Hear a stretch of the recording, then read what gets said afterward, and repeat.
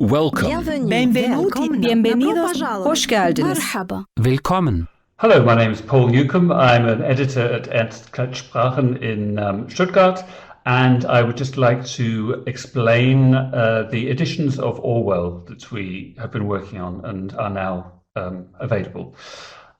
This is just a snapshot from our website, so if you want to read more, go to klettsprachen.de. So, starting with 1984, we have here the original version by Penguin, and underneath that, the edition with the camera there is the one that we have made with annotations and an introduction. Underneath that is a shortened version, abridged, not the original text, much shortened, down to B2 level, and underneath that, the bottom book you see there, is the teacher's guide.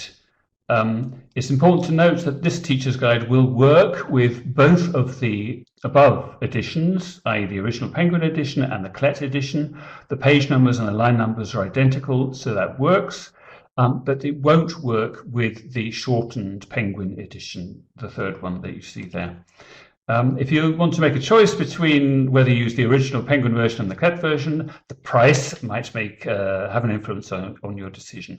Our edition is cheaper, as you see.